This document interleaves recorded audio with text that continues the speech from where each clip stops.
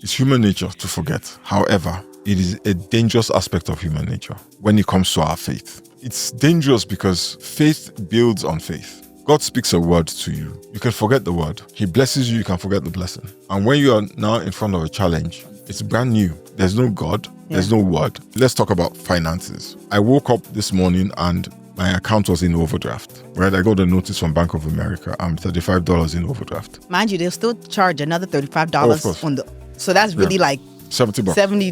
And I don't know how I'm going to fix it. I've got a bunch of bills that are going to hit that account, and I don't know what's going to happen. But halfway through the day, I get, we forgot to pay you this money. I get a check. My taxes, I'm owing the IRS. Next thing I know, IRS sends me an email saying, hey, we miscalculated the interest on these payments. Yeah. Here's X amount. Unfiltered. Hi, everybody. Welcome back to PF Unfiltered. I'm your host, Esther Griffin, and I am alone today. Tunde's not here. Sharon's not here. I'm by myself. But I'm really excited because I have PF here with me. Are you excited because I'm here? Are you excited because Tunde is not here? I'm excited that I'm being challenged to do something different. And I'm getting to really step outside my comfort zone. So you're excited not because Tunde is not here. Have you guys fired him again? No, he's not fired. He just traveled. Okay, so you fired him. He's not fired. He's just not here today. That's what you said the last time. I found out you guys fired him. Okay, it's all right. No, but no, I'm genuinely happy that obviously we have a personal relationship. Yeah. So when I was asked to do this, I felt like it was like a privilege and an honor to really get to connect with you in a different way than we normally do. True. Outside of counseling, outside of you being a shepherd of our church and all the other things. So it's nice to kind of have this dialogue with you. Yeah, people pray for this. Really? People pray to be close to the people that lead them. They pray to be close to their pastors. I don't think of myself in those terms. You don't have to. Yeah, I know. But it's when you say that, it kind of makes me like, I'm actually that guy. Yeah. It's kind of weird, but yeah, I get it. I hear it all the time from my friends. I can't go to a church where I don't know my pastor and da da da. I'm like, well, I don't have no problems. We thank God. Yeah. To that point, we're going to be really talking about gratitude today. Okay. And that's my new favorite topic. Yes. And I do want to start by saying this. I'm really grateful to know you. Thank you. I'm grateful that I ended up at New Covenant House. Yeah. I'm grateful that me and Wale can call you guys mentors and counselors. I didn't initially want to come to New Covenant House. Really? Tell me. What happened? So at the time, I was going to another church in Dallas, downtown, and I was driving 40 minutes to get to church from where we lived at the time. Wow. And Wale was coming here, and I was going to another church, which is so diabolical because, if we told our parents that we were going to separate churches, that would be a whole thing. Yeah. And after a while, I was just the Lord was just speaking to me. He was like, why are you rebelling? Is it by force for you to go to the church that you're going to? Just go to, at the time, Jesus' house, right? And so after I made the change, I was like, you know what? I just need to get involved. I need to, I can't say that I want to be, I want a church that gives me something and I'm not giving back. True. And I really desired a place where I can connect.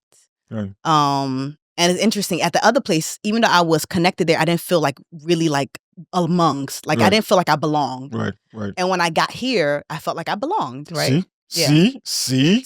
I know, that's one of a place to belong, a place to become. I know, right? A place to believe. A place to believe. And so, yeah, I'm just really grateful that the Lord called me to kind of make that decision, and then I was actually obedient, and I found myself here, and after all these years, look where I am today. God is good. God is faithful. So I do want to ask, why do you feel like it's hard for people to be grateful or to operate out of gratitude? I think and by the way, I'm very grateful for you too, by the way, and for Wale. Wale is cool. I think the problem with folks, right, is not that we're not grateful. Yeah. Is that sometimes our needs overwhelm us. And because our needs are the present problem. So when somebody says to you, Esther, I need $1,000, and you give them 500, the fact that the 500 is not 1,000 many times is what people are thinking about. Yes. Not the fact that I had 0, now I have 500. So they're focused on the problem not being solved as opposed to I am halfway to a solution, if that makes any sense. Yes. And sometimes that's what happens to folks. We're focused on what has not been done, right? And lose sight of what has been done. Yeah. And losing sight of what has been done and focusing on what has not been done can make us ungrateful for what has been done. That's interesting. Yeah, it's an interesting phenomenon, because you will think that, we would have the sense, right, to appreciate what has been done. But usually it takes somebody calling our attention to what has been done, right? Because our mind, in coming to you for a solution, this is how the problem is going to be solved. Yeah. And when you meet us halfway, it's not good enough. It's not enough. Okay. It's interesting that you use that example because growing up, and I love my dad to death. Of course. I love him. We have an amazing relationship today. Good. But I remember being in college and my dad did not pay for school. Right. I took out loans, all the things. And I remember him even saying like, oh, you better take out loans if you want to go to school. Like, I'm not paying for it. Right. And I remember feeling like, what's wrong with this man? Like, your mates, as you would say, your mates are paying for their kids to go to school, but you decided that I'm taking out loans. Right. And I remember calling him and asking him for like $500. Right. And he used to do this all the time. He's completely changed now. But I will call him, ask him for money, and then he would give me half of what he said he would give me. Right. And I would be pissed. And so to the point that you've made about like, you've asked somebody for something, they've given you less than what you asked, you should be grateful. Yes, of course. In the same capacity, as my father, I'm expecting that you're going to go all the way out of your way for me to give me something. Right. And I'm expecting that you are going to be a man of your word. Right. So in the same way, how is it that I wasn't necessarily operating out of gratefulness when I asked him for money and then he gave me half of what I asked? Two things. Number one, you didn't have the half he gave you, first of all, right? So he had moved you from 0 to 250. Okay. Right? But he said he was going to give me 500. That is worth gratitude. Okay. Perhaps if you express some gratitude for the 250, right? The next time you come around, he might be willing to go all the way, right? But rather than express gratitude, and even if he promised you 500, and at the time when it was time to deliver, all he had was 250, and he gave you the 250, you should always be grateful for somebody giving you what you don't have. It doesn't matter, right? It's ridiculous to say, well, you promised me 500, right? So I'm not going to say thank you for the 250. Like, that are you kidding me? Pretty much. Exactly. It's ridiculous. Like, you don't even have the 250. Yeah. So now I'm giving you 250, and 250 is not good enough. And you're going to hinge your lack of gratitude on the fact that I said I was going to give you 500. That's nonsense. You have more than you had. Yeah. I gave it to you. Yeah. You didn't work for it. You didn't do anything to deserve it. Yeah. You asked me for it. And at the time when I was supposed to give it to you, this is what I had. What if I had said I wasn't giving you 250? There's fights. And there you go. Over what? Why? Why are we fighting? Because you're my father. You didn't even pay for. How old were you? I had to be like 20. Oh, so your mates were working, right? And flipping burgers and doing what they needed to do. Wait, how's this about me? And you are going to be entitled. He's my father. You've reached the age of agency, which means that you make your own choices. Yeah. Did you have to incur the $500 bill? Okay. Reflection. It's important. It's very important in this life. Yeah. I guess in the same way, why do you think that also in terms of like the way that we look at God and like being grateful, why don't we remember some of the things that God has done for us? In the same way, like I should be grateful for the 200 and my dad has done things in the past for me. Why am I not, how come my heart posture is not positioned from that perspective? I think that there are a couple of issues, right? I think number one, human beings. Yeah. We're very focused on now, right? And we sometimes forget how history influences the way that we look at now, right? So, or how history is supposed to influence the way that we look at now. They say if you forget the mistakes of your past, you are going to repeat them, right? Okay. If you forget the victories of your past, you're going to act like you've never had a victory, right? If you forget the things that God has done for you, you're going to deal with God like he's done nothing for you, right? And as human beings, our nature is on with the next. We're constantly focused on the biggest challenge in front of us, right? And that is why God over and over says to us, do not forget, because he knows that we have a tendency to forget. It is not a good thing sometimes, right? Yeah. And when it comes to our relationship with God, it is definitely not a good thing. Because if you forget the lion and the bear, you will cringe in front of Goliath, right? And we live in a world where there are constantly going to be Goliaths rising up against us, right? We need to keep in front of us the fact that we serve a God, right, who delivered us from the lion, who delivered us from the bear, and he will also deliver us from a Goliath. Because relative to a lion strength-wise or a bear strength-wise, it's almost the same as a Goliath, right? So if God has done this before, why wouldn't he do it again? Yeah. Right? I think we forget because we just get preoccupied, right, with the current issues, with enjoying what he has done. And when it's time to face a new challenge, we're lost. What are some practical ways that in our day-to-day life that we can operate from that place? Constantly reminding yourself of what God has done, no matter what is going on in front of you. Yeah. Constantly reminding yourself. I talked about this, and this is from my own personal experience. I lead a prayer meeting every morning at 6 a.m. Yeah. We have other pastors lead it, but I'm one of the pastors who lead the prayer meeting. And at the prayer meeting, I realized, for the last couple of years that I have spent the first few minutes of that meeting, 30 minutes, 40 minutes, 20 minutes, 10 minutes, whatever. Yeah. For me, giving thanks to God and, praising his name. But I realized that when I sing, if I muster up the courage to sing, when I sing, I enter autopilot. Can you hold a note? No, I can't hold it. I can't hear it. Mercy. I have no sense of it. Mercy. It's ridiculous. I'm tone deaf. Completely tone deaf. Is that like medically diagnosed? It's just the reality. You want me to sing for you now? Let's just try for us. Let's not. We are trying to build our subscriber base. Don't want to reduce it. So I realize that when I sing, I'm on autopilot. Mm-hmm. I'm not really thinking about what I'm saying. I'm familiar with the words. So there's no examination of them. For me, there's no connection with what you're actually saying. There's no deep connection. There's a connection, but it's many times it's superficial. Okay. Right? But when I have to speak, right, I'm somebody who usually chooses his words carefully. Right? So I am thinking about what I'm going to say. So, Father, I thank you for the life in my limbs, the breath in my lungs. Yeah. I thank you that I woke up this morning on the side of life, on this side of the great divide, right? On this side of eternity. Mm-hmm. I thank you for, what else do I have to thank God for?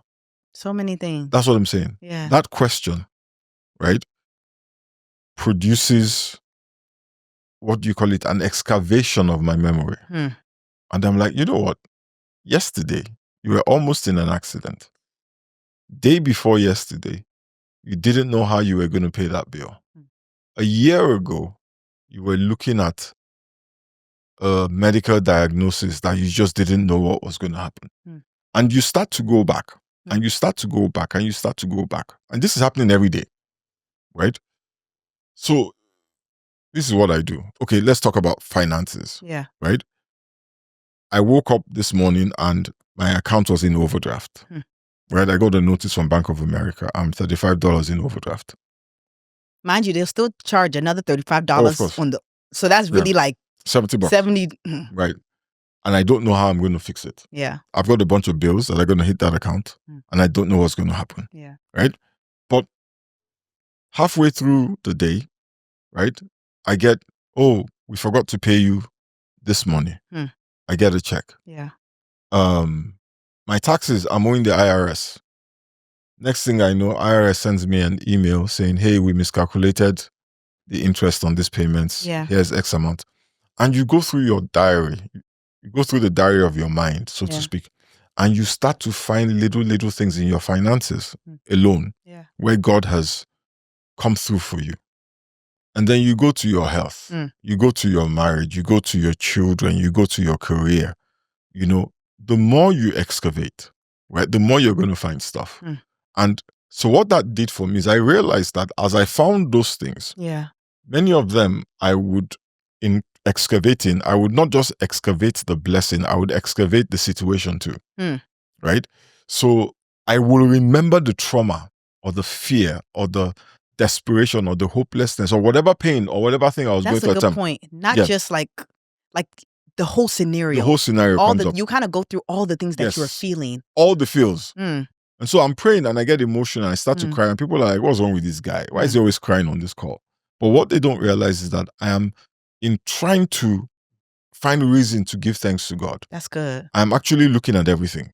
And when you remember, right, what you were feeling at the time, when you remember what you were dealing with at the time, and you compare it with what you're dealing with now and what you're feeling now, you realize that there's so many similarities, right?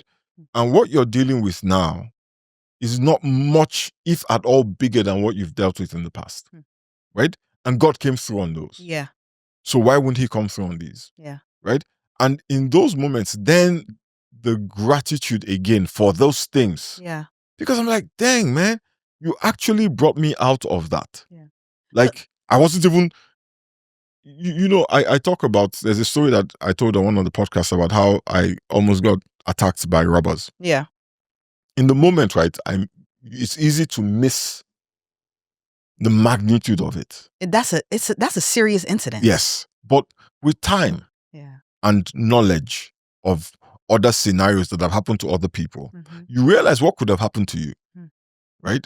All of, again, that gratitude comes. And what that then does for me is I've realized that the more I find things to thank God for, the more I trust God.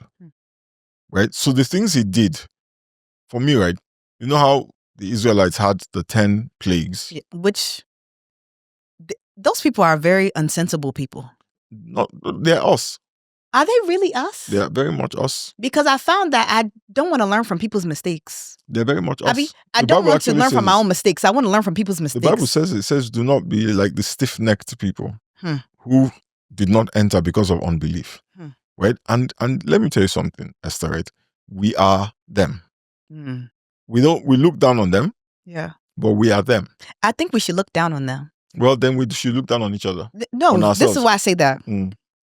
Because just like I was saying earlier, right? When traumatic things happen, we remember.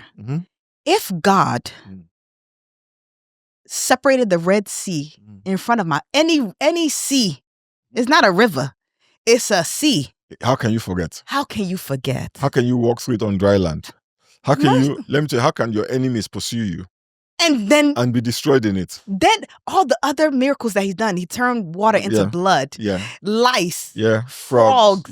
Darkness. Everything. And he killed people's kids. Can I tell you why? The problem in front of you is big. The problem in front of you is big. It's so big. And because you passed through those ones, suddenly they look small. Right? Because you've successfully escaped that, it has receded into your memory, and our memory has a way sometimes of romanticizing things. So what has happened? Pretty much, it's not that big of a deal. Yes. Now this is a big deal. I get how God, so this is what we were saying to ourselves. You know what? Was it even really God? Maybe it was just the wind. Like, you know, that drowned the armies of Pharaoh. Maybe I'm just trying to spiritualize all these things. However, this water is bitter, man. Like, this water is really bitter. And Moses has no plan. Like, how do you bring people out of comfort, relative comfort, and bring them into this place? And it's hot, it's dusty, there's sand everywhere. You know, you can smell sheep dung, and there's no water. 3 days in the wood, there's no water. Right? There's a way that your mind exaggerates what is in front of you and minimizes what is behind you. Right?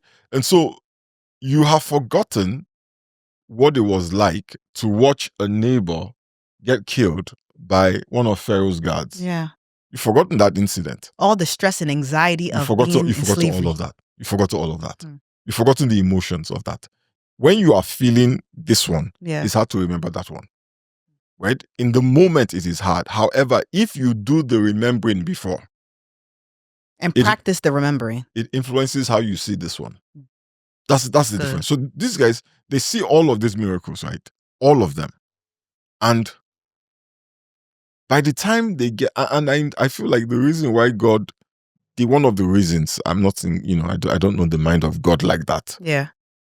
For 10 miracles, right? Was so that they would have 10 incidents, 10 experiences. Because remember that these people had been in bondage for like 400 years. Yeah. So they had no experience of God. They had not seen the miraculous, right? So back to back, God is trying to, establish his credibility. Yeah. When I spend time giving thanks, I feel like I'm seeing my 10 miracles, right? I'm seeing my 10 incidents. Yeah. So that when I stand in front of bitter waters, right? The God who brought me through the 10, who brought me through Pharaoh, who brought me through dry land, who brought me through all of this stuff, that is the same God that stands with me by the bitter waters. So rather than let's stone Moses, I'm like, okay, God, what's the plan? Yeah. The water is bitter. What's the plan? Yeah. You had a plan for Pharaoh. Yeah. You had a plan for his army. You had a plan for the mud. Yeah. What's the plan for the bitter waters? So in terms of forgetfulness, would you say like it's a faith thing or a human nature thing? It's human nature to forget. However, it is a dangerous aspect of human nature when it comes to our faith, right?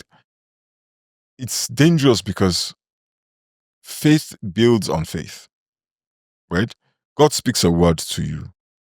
You can forget the word. Yeah. Right? He blesses you, you can forget the blessing. And when you are now in front of a challenge, it's brand new. There's no God, there's no word, right?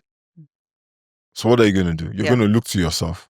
And when you are unable by yourself to deal with it, then you get overwhelmed. Yeah. So ultimately for me, it is human nature, but God understood that. That's why he said to people at different points, build a memorial. Do something that will make you remember me, that will make you remember my word. He says, put it write it on your forehead. Do just a bunch of different things to make sure that you remember. Yeah. We forget things because we go through a lot of very negative experiences. If we remembered all of them, right, that can be overwhelming. Yeah, it can. Right. So I think God gave us that capacity to forget because we don't have the ability to hold all of these memories. Yeah. Right. But the important memories, we take photographs to preserve memories, right? We create statues and monuments to preserve memory so that history will not forget. What are you doing to preserve your history with God? Right? What are you doing to memorialize the victories? People build, monuments to memorialize a great victory, a great battle, right? So people get tattoos, even tattoos. Exactly. There's even though people say well, some say tattoos are wrong, but that's a great way to remember. I would say. Yes, but I'm not an advocate of tattoos or not tattoos because that's another story. But people do get them to remember, right? I have not seen it. Well, most of the people I see getting tattoos get tattoos to remember the wrong things. Okay. Anyway, but we'll talk about tattoos some other time. Another day. But ultimately, right, if you feel like a loved one is worth remembering, so you get a tattoo. Yeah. If you feel like the day you entered university is worth remembering, you get a tattoo. Yeah. The day you kissed your boyfriend or girlfriend, you get a tattoo. Or you put a scripture. I know people that put scriptures. Yes. To remember. Praise God. But for me now, right, I don't need a tattoo. Yeah. Right?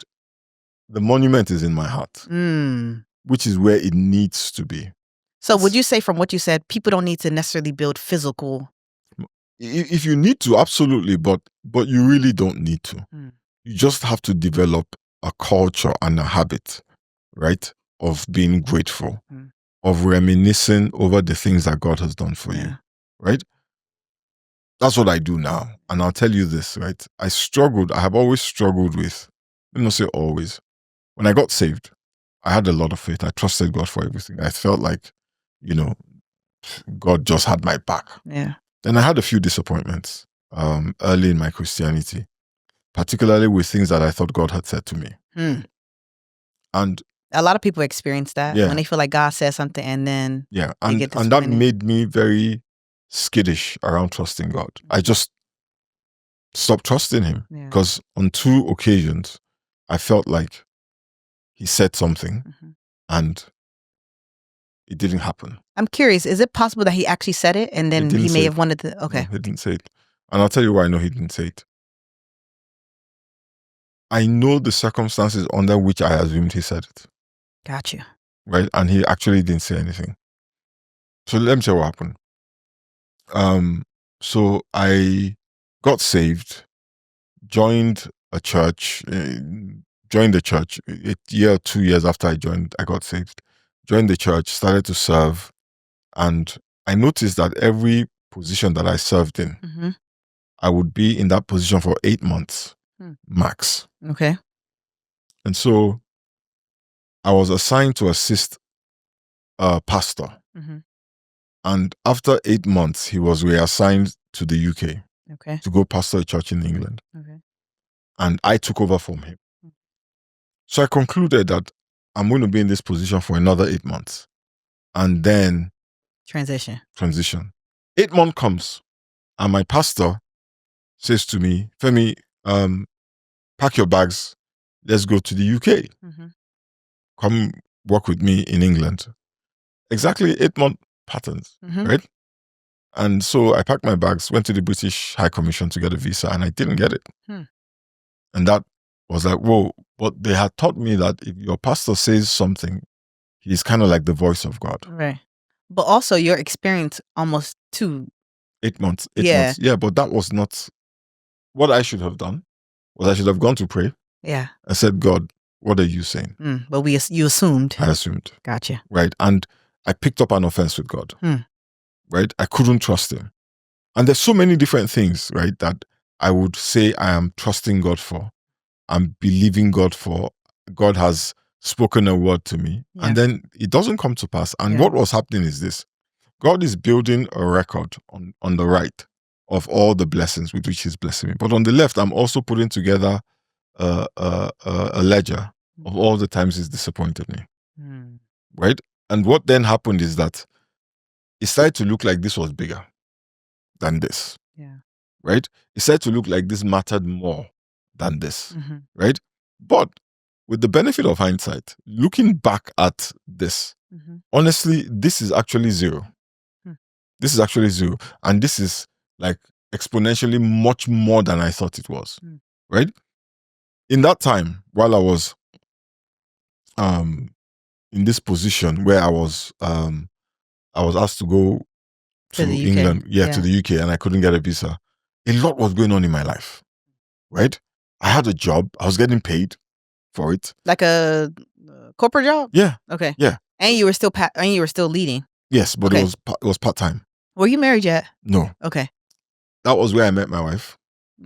That was where the relationship started. That was where we got married. Right? While all of this stuff, in my opinion, was going on. So imagine if you would have went to the UK, none of those things would have probably happened. Probably not. Dang. Some of the folks who went to the UK at the time came back very disillusioned, right? They had some experiences which only they know and understand. Yeah. But the impact, by the time they came back from the trip, they were quite disillusioned with their faith, right? And with their work and their work in ministry.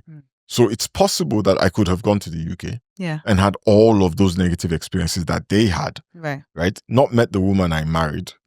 That is that you've pivotal. Been with 25 years? No, 26 years. 26. Okay. I'm sorry. We got married 27 years. We got married in 1998. Pastor AK. 27 years. Pastor Femi doesn't know when you guys got married. I just said we got married in 1998. What kind of troublemaker are you? Trying to stir things up. Anyway, you get the point I'm making, right? All that while, God was doing a ton of stuff. Yeah. And I had no idea, right? Let me phrase that. I wasn't paying attention to them. I kept looking at what he had not done. And that's the problem, ultimately, right? We keep looking at what he has not done. Yeah? When God said to Abraham, man, you're balling now, you're super wealthy. Abraham is like, yeah, so I can leave it to somebody who's not my child. So somebody who is a slave in my house, one of my servants' children can have it. Yeah. Like, you go from leaving your father's house and your family with nada to being one of the wealthiest men in the world and you don't even realize it. That's like ridiculous, right? You go, you have this victory, you have that victory, you've got all this money, you've got all that money, and God says, yeah, so, great, all this stuff you've got is awesome, and like, yeah, one of my servants will inherit it. That's all he could think about, right?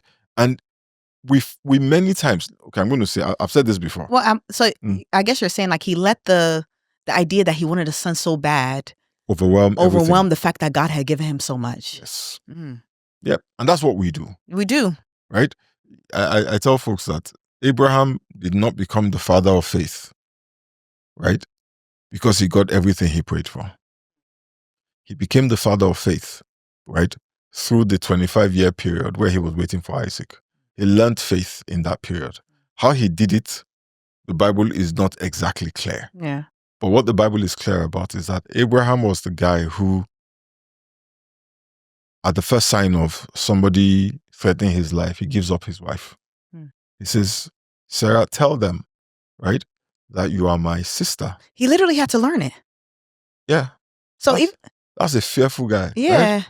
Imagine Wale saying to some guy, that's mad. Say Esther, because he's afraid for his life, say Esther, please tell them you're my sister. I'll say I don't want to do it again because you're not a protector.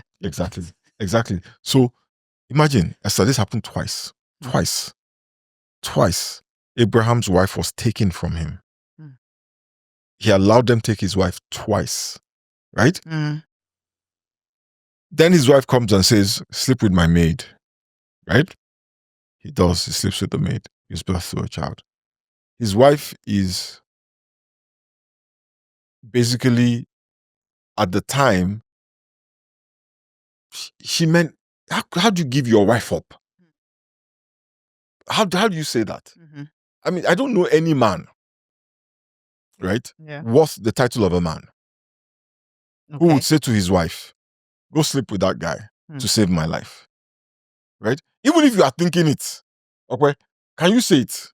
No. Nobody does that. Yeah. But the guy was such a scary cat. He said it. By the time God was done with Abraham, when God said, Isaac, your son, bring him, I'm going to kill him. I want him as a sacrifice. That means the Lord had been building up his faith for him to even get to the point where he says, I will actually kill him. Yes, so he took Isaac up. And that was 25 years. 25 years. By the time God was done with him, he was so sure God would give him back Isaac. This was the same guy who could not believe that God would protect his wife or protect him, right?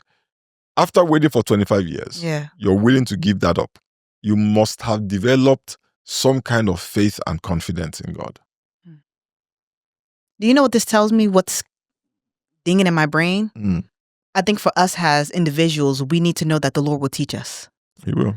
And he will help to build our faith. He will, but that process is not simple and it's not painless. 25 years of your wife getting her period every month for 25 years. And then all of a sudden the period stops altogether. Everything just stops. The Bible says her body is dead in terms of having kids. Yeah. And your neighbors are having kids. And you're holding on to this promise, right? And, neighbors are having kids. Even the maid has a kid. Everybody's having kids. Without even trying, they're having kids. They don't want kids and they're having kids. You want one, you can have a kid. 25 years, Esther, waiting. You pray for somebody, they have their children.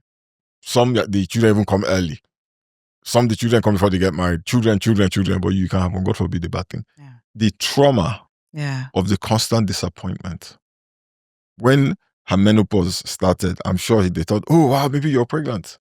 And next thing, the hot flashes come. Dang. And they're like, this is not pregnancy, this is menopause. Right? By the time you get to menopause, you're like, okay, As you're even talking to me, I'm grateful. Yes. I sneezed, I was pregnant. Yep. Can you imagine? And then God says to you, you'll be the father of nations. Right? And you are begging and you will not get pregnant. But somebody and you touch her with your body small, she's pregnant. Yeah. That could not have been a pleasant experience.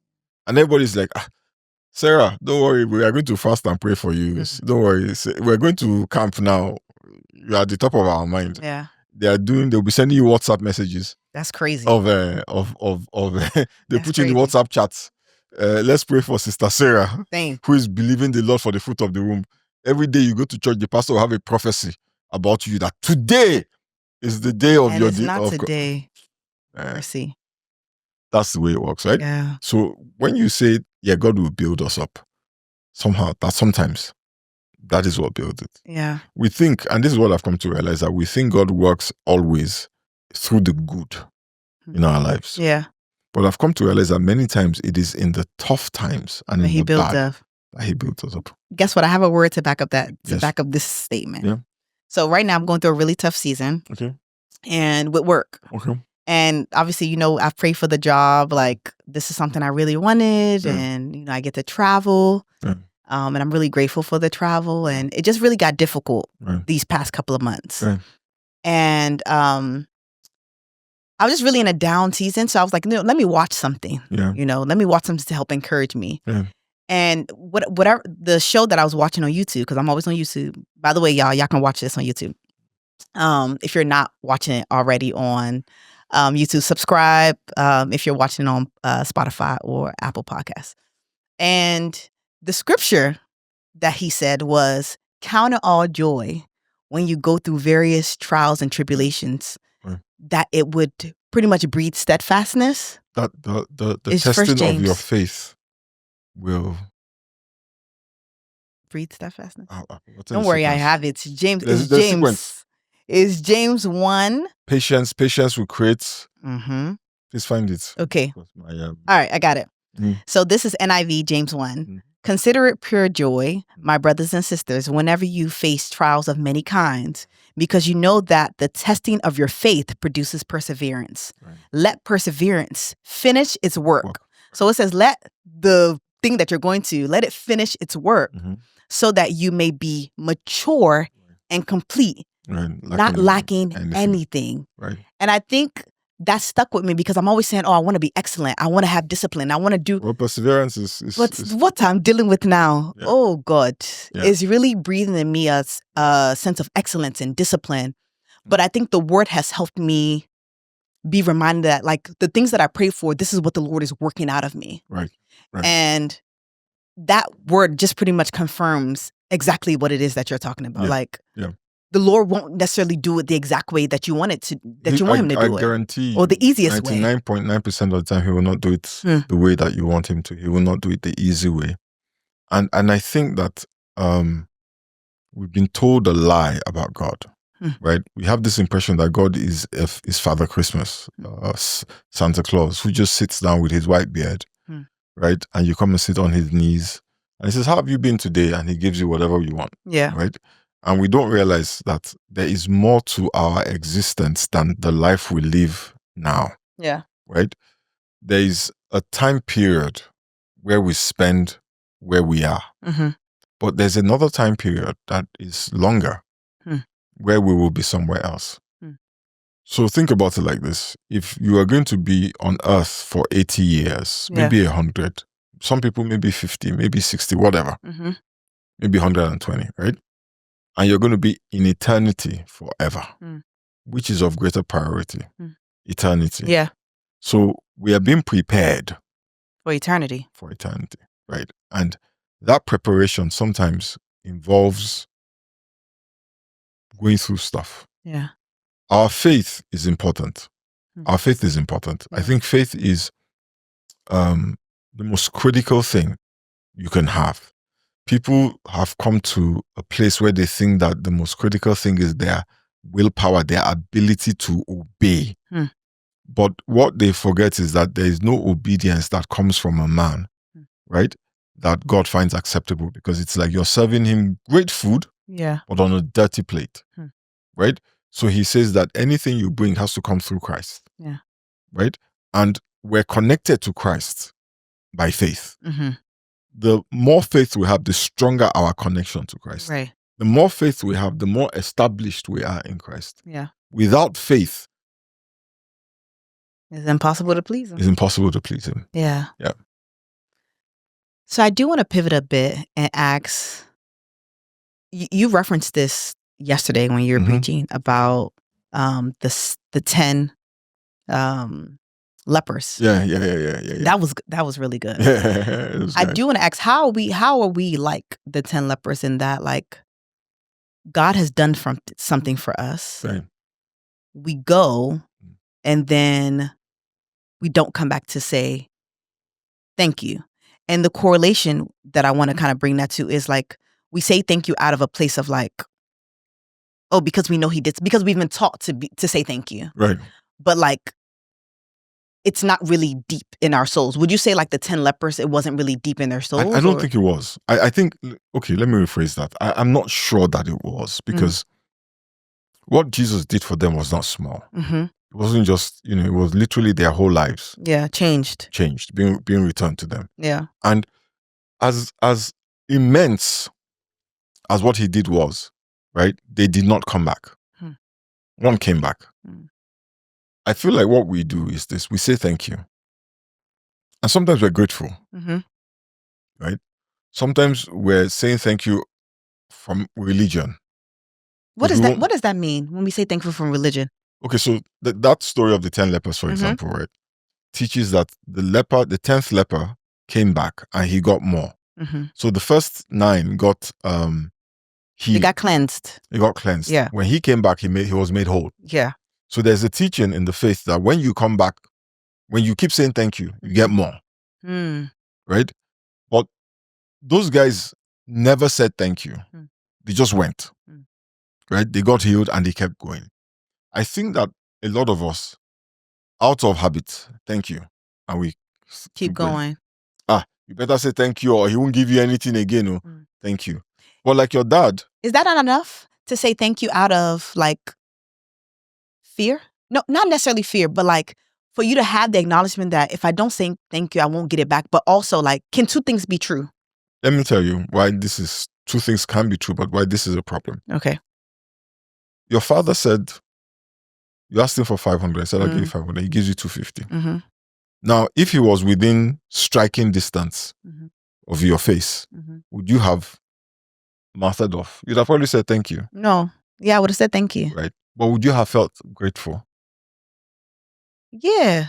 For the 250? No. I wouldn't have felt grateful. Exactly. I've been mad. Which I was. But you say thank you. Because that's the polite thing to do. Yeah, that's polite. But you're not grateful. Ooh, I get it. Ooh. Right? God says those that worship him must worship him in spirit and truth. So we say, the Bible says these people worship him with their mouth, or their hearts are far from me. Right? You're so busy, focused on what has not been done. Yeah. Right? That you don't realize the magnitude of what has been done. Can we take a pause? Can we take a pause right there? Take a pause. Ooh, you just set me free right there. Okay. So, if he was close to me, I still would have said thank you. Yeah, you would have said thank you. Because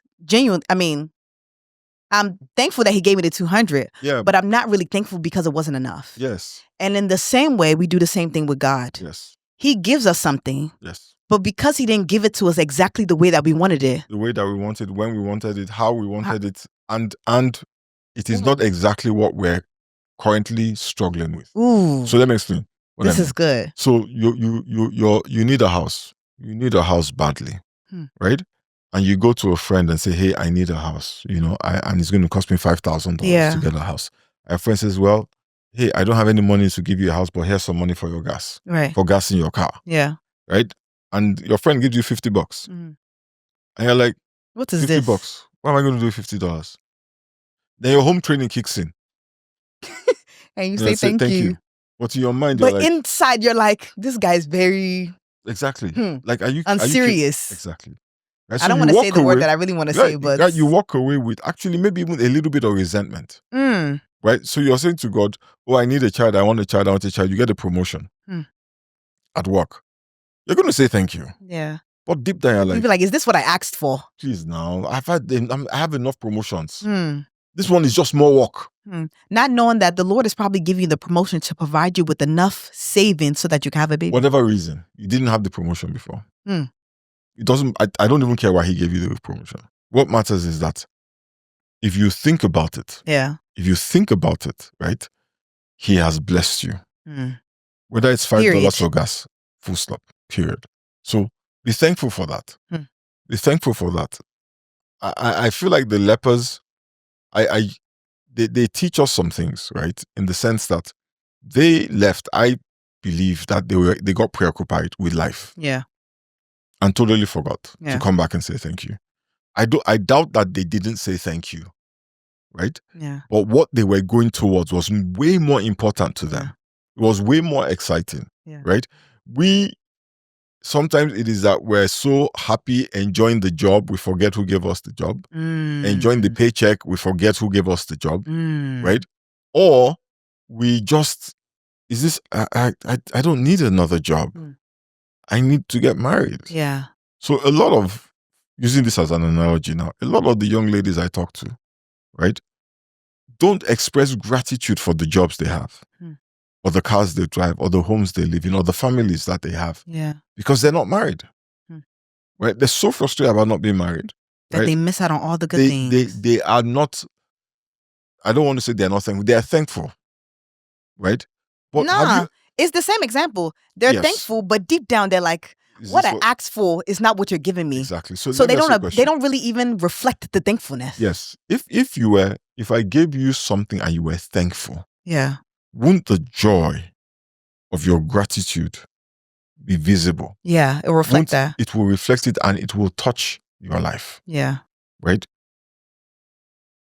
If our gratitude does not touch, is not visible, is not influent, is not, how do I put it? It's not affecting our demeanor, it's not affecting our perspective on life. Right? Are you really thankful? Because when I am grateful, when somebody does something for me, right, and I'm grateful, I'm happy. Yeah. I'm exuberant. Yeah. I want to tell the whole world. And my actions reflect that. Yes. So being thankful, right, is not just saying thank you. I say thank you, and my mother would beat me if I didn't say thank you. Yeah. Right? Doesn't mean I think that you've done anything worth being thankful for. Right. I'm just being polite. Right? Or I'm just being religious, you know. Let me say thank you so that you can give me more. But that I am really grateful, right, for what you have done. Yeah. I should forget what you have not done. If I'm really grateful, I should forget what you have not done. But that's not what happens. What he has not done, what we have not seen, ultimately is what determines our reaction, not what he has done and what we have seen. Yeah. And that's a problem. I think this is good. Yeah. For me, this has become really important because I realize that God speaks a word, and you can forget his word. Yeah. But man, forgetting his blessings, you shouldn't forget his blessings. Yeah. Any which way, God has surrounded you with enough to trust him. I do want to ask this before we close. What are 5 things that people can do, or even 3 things that people can do in their daily lives to remember God's blessings? Well, I can tell you one. When you wake up in the morning, count your blessings. Okay. Count your blessings. Count your blessings in the morning. Every time you do something, think about all the times when you couldn't do it. Just in the moment, literally practicing that. Yes. Yeah. When you go to the bank and you swipe your card at the ATM and you get $200, there was a time when $200 could have been $1 million to you. Yeah. Right? Why are you not grateful in that moment? Okay. That you've gone from being somebody who imagined and dreamt of a day when they could afford $100 on a pair of shoes. Now you're buying shoes worth $500 and you're not grateful for how far the Lord has brought you. You sit at a table and you're eating food, out of your refrigerator that once upon a time you would have had to, that was something you ate only for celebrations and holidays. Yeah. Right? We're constantly, right?